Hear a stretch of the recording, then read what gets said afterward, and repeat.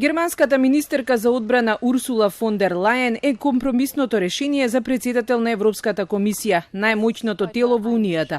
Откако пропаднаа сите други можности, таа е личноста што сите европски лидери можат да ја поднесат со оглед на нејзиното богато политичко искуство, кое од самиот почеток го поддржува токму нејзината шефица Ангела Меркел.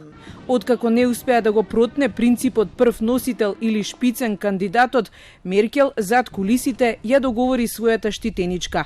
Ако се потврди, фон дер Лајен ќе биде првата жена од Германија што ќе води една важна европска институција. Wir hatten das, wie gesagt, 52 Jahre nicht. Frankreich hatte seit dieser Zeit bereits 4 Kommissionspräsidenten zum Beispiel. Also man kann nicht sagen, dass jetzt hier irgendwie eine ganz ungewöhnliche Sache passiert ist.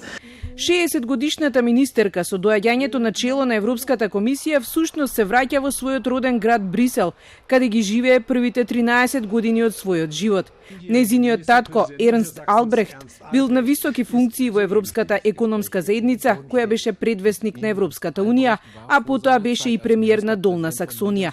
Студира економија во London School of Economics, но под лажното име Росе Латсон, поради страф од терористите на РАФ, кои во тоа време им се закануваа на германските политичари и нивните семејства. По враќањето во Германија, идната министерка студира медицина, пошто докторира и специјализира гинекологија. Но во 2015 беше обвинета дека најголем дел од својот докторат го препишала. Истрагата заклучува дека докторатот има мали грешки, но сепак таа ја задржува титулата.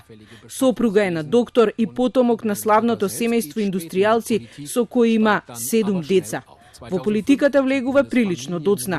На почетокот од 90-тите станува член на Демохристијанската партија, од 2005-та новопечената Меркел ја поставува на неколку министерски места. Ресорот одбрана го води од пред 6 години, но вработените и префрлаат дека е дистанцирана од војската.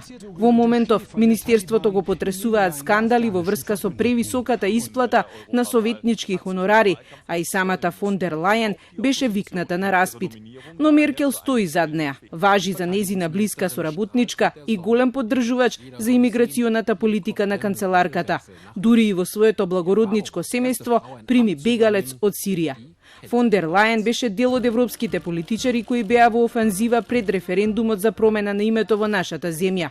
Таа референдумот го спореди со обединувањето на Источна и Западна Германија. За да седне на местото на Јункер, треба да биде изгласано од европратениците. Ако не добие мнозинство, се враќа на почеток и ЕУ лидерите во рок од 1 месец ќе треба да предложат нов кандидат.